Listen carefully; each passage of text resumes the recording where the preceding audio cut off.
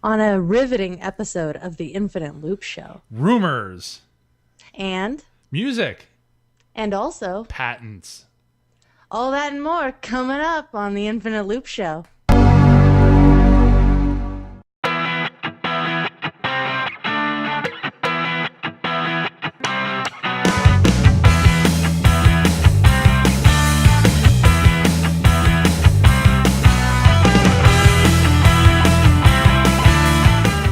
Hello, welcome to the Infinite Loop Show, episode number 54. I'm Michael Gaines. And I am Kacey Coughlin. I'm still using my iPhone. I will not let it go. That's okay. You don't have to do anything against your will. No one's forcing you. You're in a safe place. You're here with friends. It's okay. It's like I've surrounded myself by Apple products.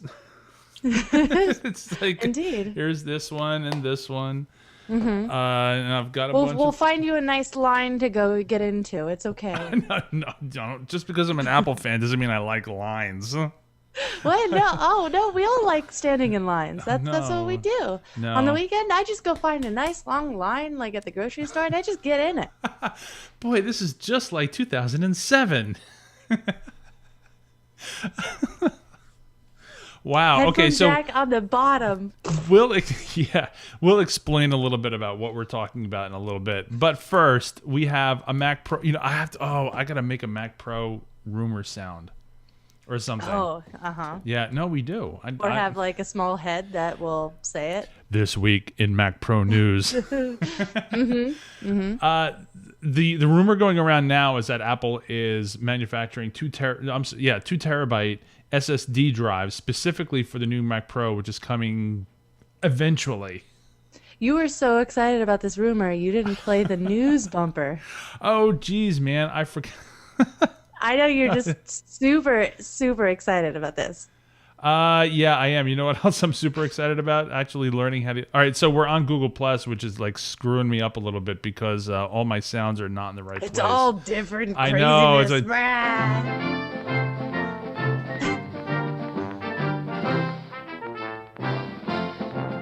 Okay, so there we go. There it is. Yeah, I'm a little all messed up today. Today was one of those days where like a whole bunch of stuff happens at once. I told you not to sniff glue right before the show, but you had to go and do it. I picked the wrong week to quit sniffing glue.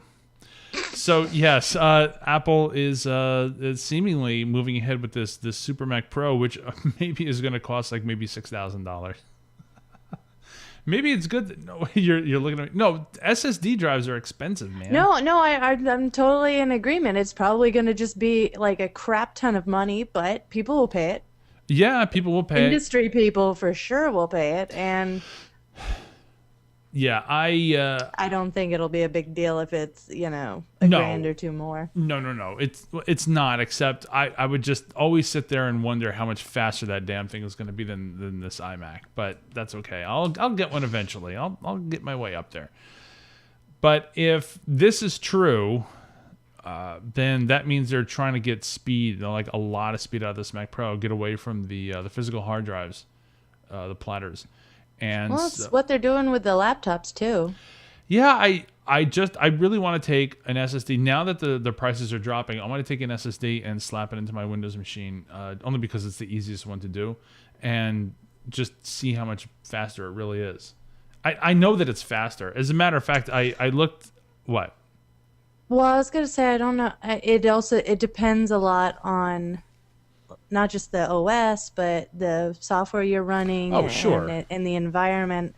I want to say that I saw a report a year or two ago saying that you got more benefit from running Mac or Linux on an SSD, like speed boost wise, than you did. Like there was almost no benefit from running Windows on an SSD. Oh, interesting. Really?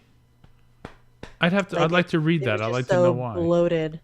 Well, yes. Well, I think if you just Google Windows sucks, then you'll probably find Windows some sucks stuff with to read. SSDs. Well, because I use my Windows machine primarily for gaming. In gaming, I know. Yeah. We have to. We do. We don't have a choice, really. Well, with some games coming out on the Mac, maybe not for much longer, but yeah, for right now, a lot of the big Not games are. SimCity, but Yeah, other not so. games. So, well, if you can get the damn thing to run in the first place, Yeah. but that's If you a can whole other stay issue. on for more than 5 minutes. There's another rumor going around that Apple and Google, coincidentally, are going to start doing music streaming services. And Trent Reznor, who, if you don't know, is the front man for Nine Inch Nails, is working on a new system himself. And Apple supposedly talked to him about maybe incorporating that. So the reason why I think that this is good is because Trent, more than a lot of people in the music industry, seems to have a grasp on what people want, what the music industry wants, and finding that spot in the middle that'll make everybody happy. Sort of what Apple has done already, but Trent, I suppose, feels that he can do better. Maybe he can. I would put more faith in him than a lot of other people. It's kind of funny. There are like three big stories this week about everyone Apple was talking to about music and Yeah. streaming services. That they talked to Trent, they talked to Beats about their Project Daisy streaming service, and then they went off and talked to, or maybe this just came out that Apple is possibly having a hard time getting their streaming service off the ground because they're offering record labels and artists so much less than like Pandora and the others, royalty wise. Yeah, and I can see that, but if that's the stick in the mud for the whole thing, I can't see why. Apple's got so much money, and they know they're going to make money from this. They know that they Yeah. can do a better job than Pandora. Like, my kids listen to Pandora. I don't, only because I have my set music that I listen to all the time. And if I want to listen to the radio, I'll just listen to New York radio. And maybe it's an old man thing, but Maybe. that's just how I am. However, I do appreciate what Pandora is. I have used it. I do have an account. It's just that every time I go to use it, it just doesn't give me what I expect. And so that's where part of Well, the I problem. think that's what a lot of people like about it, right? The serendipity and finding new music and, Right. and getting away from kind of your sandbox of That's entirely possible. same old stuff that you always listen to.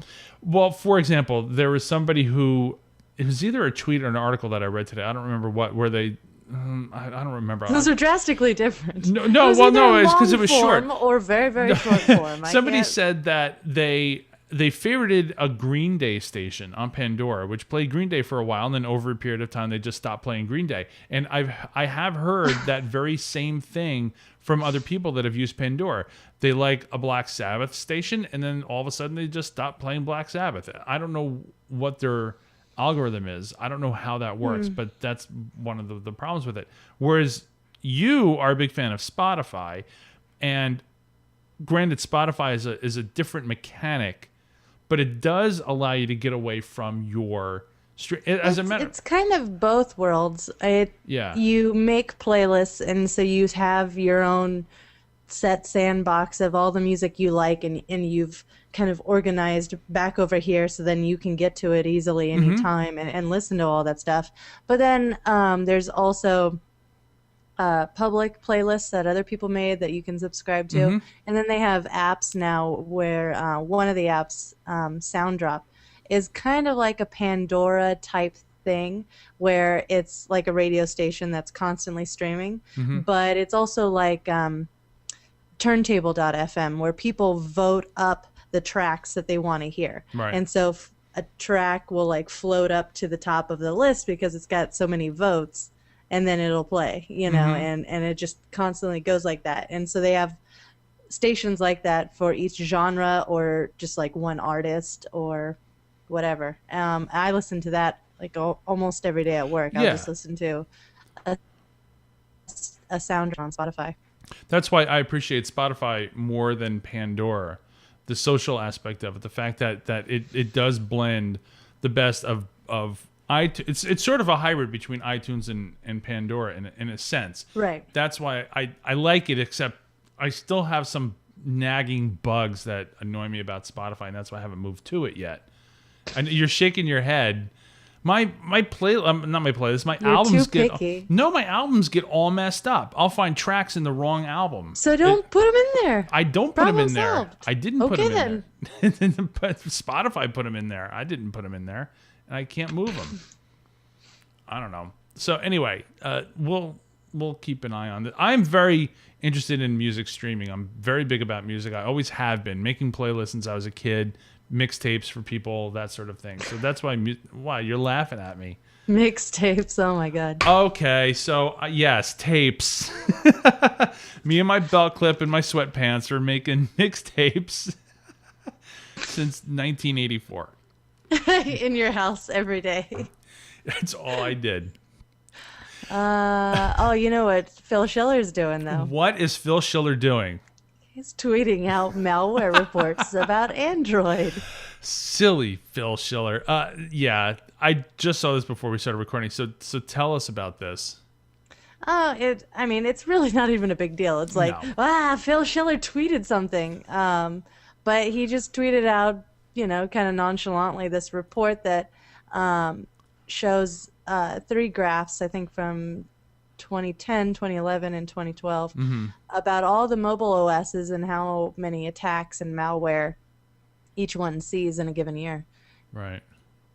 Top winner in every year is Android, and iOS, you don't even see a sliver of iOS show up on these charts until last year. Yeah. They weren't even on the chart for 2010 and 2011. Yeah. So this is really, what do you think, a lot of nothing? Well, it is. If anyone else tweeted this, it would be not a total non-story, and it still kind of is a non-story, but it's just because Phil Schiller tweeted it that he's throwing bombs over the wall at Google. Look out. Apple has a patent application, apparently, which allows people, or will allow people, to share items that they bought on the iTunes store. So, for example, let's say I buy a season of Doctor Who, and you say... As you are wont to do. Which you will never say, I want to watch that, Mike. And I'll say, why, gee, Kacey, sure, here you go. It allows people to use it. Now, this is interesting. Part of it is lending, which is not new because you can do that with the Amazon Kindle. But the most interesting part of this is user-to-user resale. So if I buy something, I didn't see that part. If I buy something for $2.99 and I say, you know what, I really don't want to listen to this album anymore, you do, I can take that and resell it to you. So now you have the rights to it. Now, of course, in a world where you don't have protected MP3s anymore, it's really not that big of a deal. But in a right, like you just burn a CD and then I rip it. I can circumvent this and it's free. And why? And for music, but for movies, which are still protected, then it's more of a bigger deal. So if I say, you know what, I've watched Cars 100,000 times. I really don't want to watch it anymore, and maybe I can sell it to you. I want this out of my library. Out. Well, it does take up space. It does take up a lot of space. So I am a big fan of digital resale. I've always been a fan of resale because sometimes you just get bored of something. And of course, now the rumors are going around that Sony and Microsoft are going to try to curtail the resale of physical discs for their Xbox, their next Xbox and the PlayStation 4. So if this works, if Apple does this, this could be a step in the right direction. It would be huge. And really going against the flow that every other major corporation is taking, and makes sense for them to take. Obviously, it's the whole piracy thing. It's kind of the same notion that we need to protect, everything that we've ever sold people needs to stay in their hands, and they can't ever really have control over it, or else we'd lose tons of money, and we need money, and And as well as I do that they're not really losing money. In fact, I saw an article, well, it was more of a quote from one of the directors from Game of Thrones who said that that piracy, and he backpedaled so quickly. Well, yeah, I know, HBO and all that. Yeah, well, somebody, it was like at a party or something, and somebody asked him, "Hey, how does it feel? You worked on Game of Thrones. How does it feel that Game of Thrones was the number one pirated show of last year?" Mm-hmm. And he goes, "Well, that doesn't really affect me. It's Yeah. still doing well. We're still making money. It's probably the number one period show of last Yeah. year." Sure. And of course, everybody flew off the handle, took it out of context, saying that Game of Thrones director is cool with pirating, says pirating's okay. And so he had to backpedal and quantify and just pretty much spam out tweets saying, no, that's not what I meant. I like working for HBO. Please, HBO, Yeah. don't fire me. But Um, it does work out in that way where piracy but gets yeah, it he out to the said people. something totally reasonable where it's like, look, they can pirate all they want, but at the end of the day, there's still views. It creates buzz. People go and buy merchandise or, other stuff. It just kind of all fills into other avenues. Sure. But at the end of the day, we're not losing money. And if anything, it's almost better that people find ways to see it and then go and talk about it to their friends Right. and then they go and see it. Google has released a new iOS app called Field Trip. This is cool. It's very simple. This is really should be a rapid fire thing, but it gives you the ability to find certain things in your area. Architecture. The screenshot here is lifestyle, food, drinks, and fun and such. So I haven't downloaded this yet. I haven't looked at it, but I want to. Not that there's much in Yeah. my area, but I if need to download this. I'm actually working on a project that does something very similar to this. Um, but I'm sure Google does a much better job of it. uh, I like your. Actually, no, you didn't write this article title. Somebody else did. Andy Inknotko, who's been a well-known Apple journalist for many years, has switched to Android, For his and phone. I mean, his it's just phone. a phone, but this was probably the biggest, well, maybe not, but I was going to say the biggest news story this week. Everywhere I turned, it seemed like I was seeing this story pop up everywhere. He did write that a lot of the reasons why he switched were his own. One of the reasons why he said he switches because he keeps hitting that microphone button on the keyboard, which I never did. Oh, on the keyboard. Okay. So that makes a little more sense. I could see if you, well, I don't want to really say this, but if you have fat fingers, I could see where that would be happening. Yeah. So I don't know exactly what's going on there, but the points that he made were like he said, he's still an Apple fan. He still has a MacBook Pro. He still has an iPad.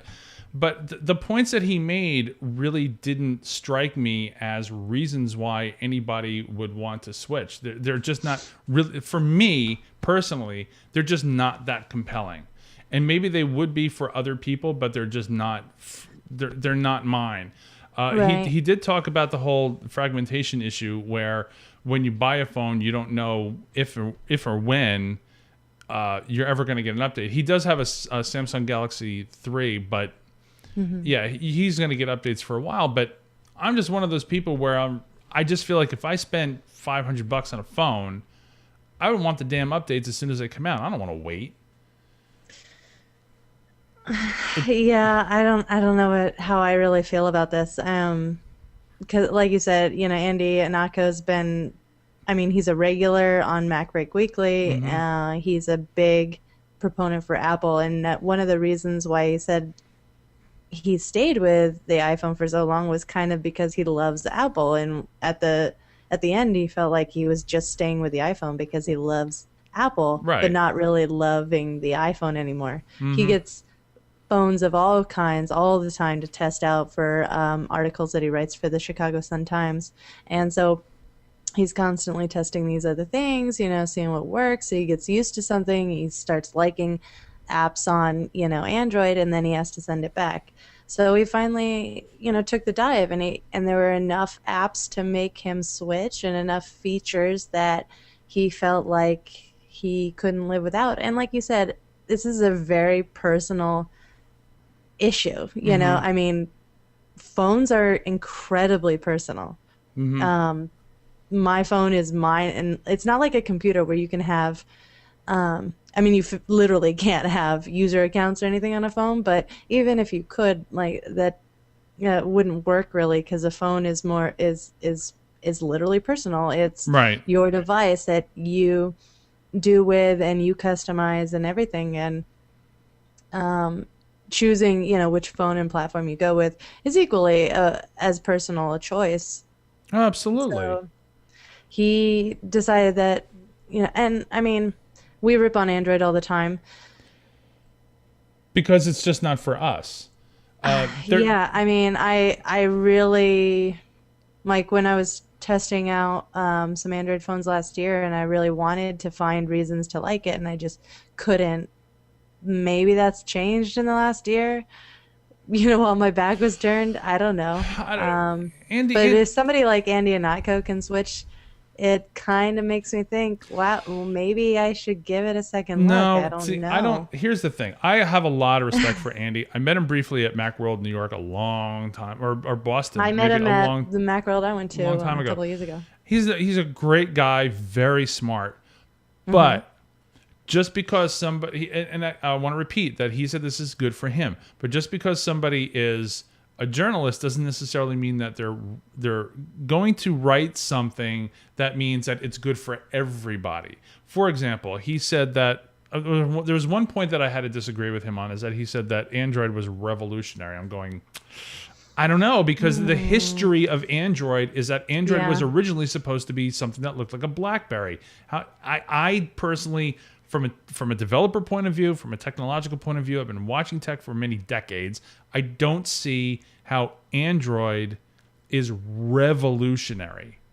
It's evolutionary off the iPhone, off of iOS, but I just don't see the revolution there. Other than the fact that Google said, here, just throw this on a bunch of phones, and then our perceived market share would go up 1,000,000%, and that's all they did. But I just don't see the revolution in that. I see iOS being revolutionary simply because of I know the history of phones. Yeah. How could something that you don't even get an update on day one for all your phones be revolutionary? How can something that it just because it has an It's a very NFC small chip, revolution. Very small. it's a very small revolution. I don't see They it. just barely got outside the gate. Yeah. Do you? I mean, am I wrong? I mean, do you see this? I mean, the update thing, like it seems like, yeah, you can. It's really difficult because there's so many Android phones and they're all different. They're different carrier to carrier. They're different from hardware to hardware.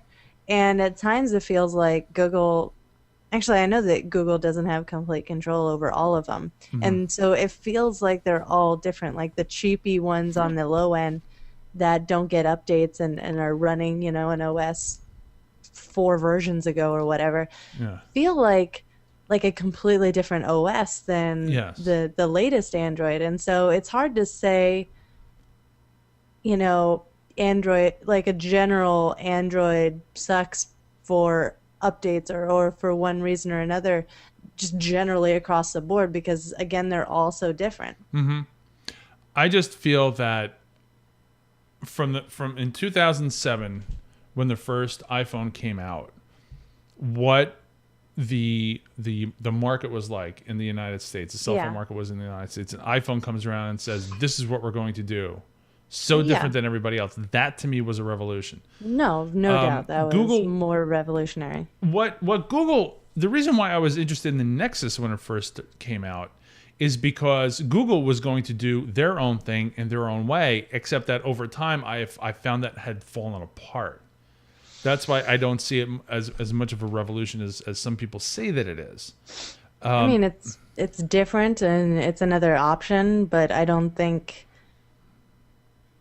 it's as big and as compelling an option as iOS. There are two things about Android that are in my opinion, very different from iOS, but they're just not enough to get me to switch. One, and I think I've said this on the phone before, on the show before, is that my old Symbian phone, my Sony W800i, I think it was, It had this ability that allowed you to customize certain things based on different times of day. And Oh. so you can turn your ringer on at 8 o'clock. If you walk into work at 8 o'clock, your ringer goes off and you don't have to flip a switch. So now you can do that with Do Not Disturb on the iPhone, but I would like more of that. I would like a lot more than that. And the second thing is customization. I got to say, I do wish, and you jailbroke your phone and you made yours look really nice. That's the number one reason. And then, all the other apps and silly stuff is secondary to the decoration and customization. I think that Apple needs to stop being arrogant about how it feels my phone should look like. If I want my phone to be a certain way, if I want, like you have those badass icons. If I want those icons, I want to be able to use them without having to jailbreak my phone. I want to be able to, I said this the other day to my wife. I said, it would be really nice if I just hit this button and the weather was there. And you can't do that. So little, there are little things about the iPhone that bother me. But then you got the pros. You got the fact that, this is the best damn manufactured phone in my opinion, like physically. The industrial materials design, wise and feel and fit and finish, definitely. Everybody else is just plastic. And the music. If I move, let's say I just took my phone and I moved it to an Android device, I would lose my iTunes. So that means I would lose my apps. I would lose. That's a huge sink right there. Mm-hmm. And I would lose. And people say, "Oh, you can use Google Play." Yeah, but Google Play is not iTunes match. Wait, you have to rebuy everything.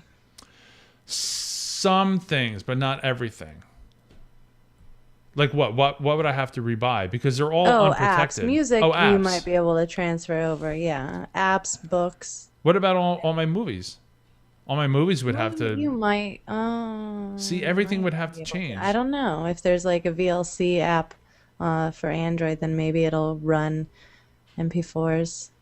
But it won't run protected MP4s. It won't run It won't run the movies that I have. It won't run the ultraviolet stuff that I have. Well, maybe the ultraviolet stuff, if you have an account, maybe it'll work. But the stuff that I bought off the iTunes store won't work. So these are the things. It's the ecosystem, and I keep talking about this. It's like the ecosystem, the Apple ecosystem to me, where I can buy something down here. It shows up on the Apple TV upstairs. I can watch this on the road. Yeah. That whole thing,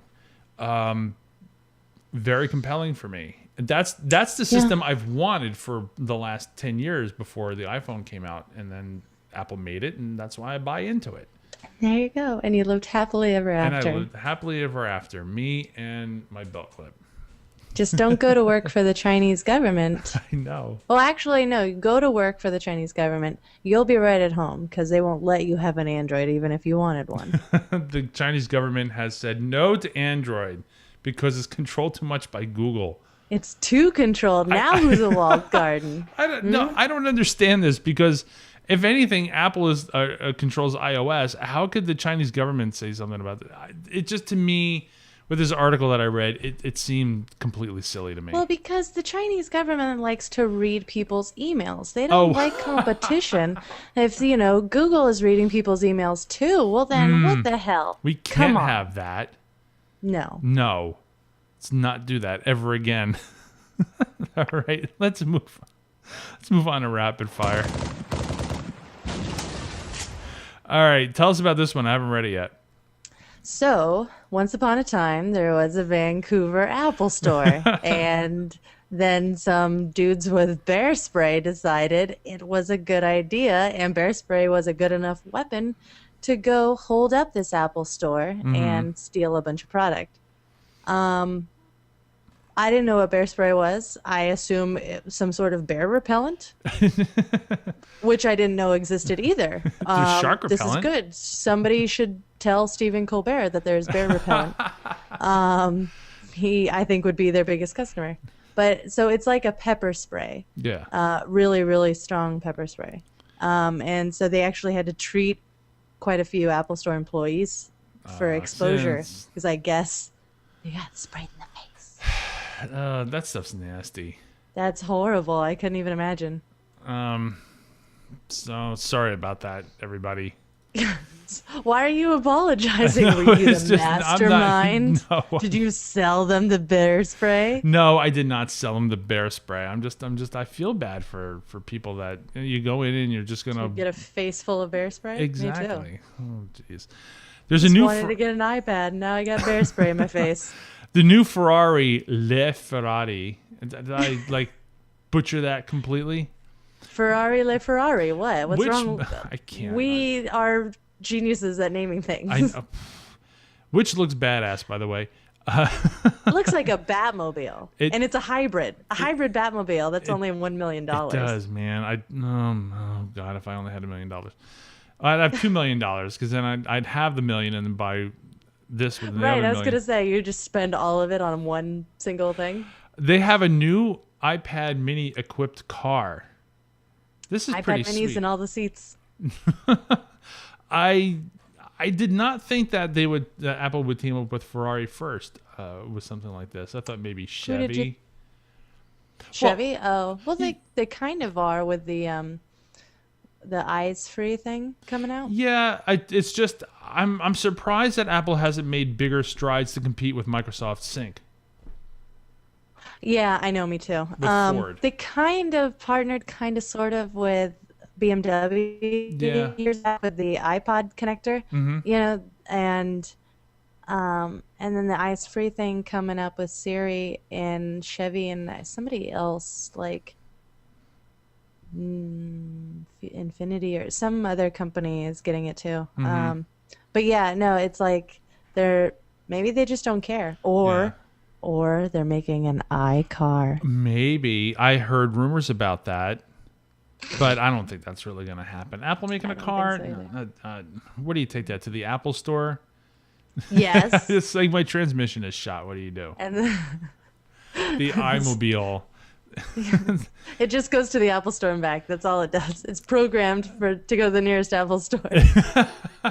Apple would call it like the iVroom or something like that, or some other bad names. You know, Oh no, that's the Apple Roomba. The the iRoom. Apple, the iSuck. Oh no. Speaking of bad names, Yes. yeah, tell us about this one. Former Apple ad man shares some rejected iPhone names, which I just thought were. I mean, you hear this years later, after like the iPod and the iMac came out.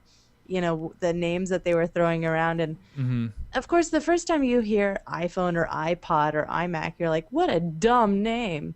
And then we get used to it, and then you hear the other names that they were thinking about. Oh, which were terrible. Mobi Mobi, Tripod, makes no sense. Telepod, and iPad. iPad. That's sort of funny. Well, they were working on the iPad first before the iPhone. They were, yeah, exactly. They were working on Yeah. the iPad first, and then used that technology to put into the iPhone and rush that out. But Yep. tripod? What? Why? Why Just- try? What's the three? I don't I get don't know. it. I don't get it. But you know what I do get? Apps. And you know what we have for apps? You know what's coming. Or do you? We have new music for apps. Anybody who watches NSFW will know what this song is. We didn't even have to curse for this. I know, song. you didn't even Come have on. to drop an F-bomb to get this on the show. So No, I think I'm no. going to rearrange this a little bit, and then we're going to use this for our apps music. It picks up in a little bit, but no. I can't even say what the name of the song is. It's okay. It's called Calm the F Down. Well, apparently you can't say what it is. I've had this thing in my browser for a while. I'm like, I got to give this guy money for this song, because this song is pretty dope. I'm thinking I might just buy the album, because if this song's this good, then the rest of the album can't suck, right? Right. So my app for today, I had Langley, our buddy Langley, told me about this one a while ago, and I saw it in use today at my daughter's. In the wild? Yeah, in the wild. It's called Traktor, Traktor. It's for basically doing music mixing, live music mixing, not like GarageBand where you're actually like mixing the track. This is where you're mixing it for a live performance, and it's like $90 for Traktor Pro 2. It's not that bad if you're doing simple stuff. So If grab this it. is your deal, then Yeah, I guess so. I paid 70 or 80 for Coda, and I use that every day. Yeah. So So if that's your thing, that's pretty cheap. true. What's yours? So this is a app that I saw being used in the wild, and I thought it was super cute, even though most of what's in this app I wasn't even alive for. Oh, It's called Cathode or Cathode. Cathode. Cathode. Thanks. Cathode, like a cathode ray tube. It's an app on the Mac Store for Mac OS.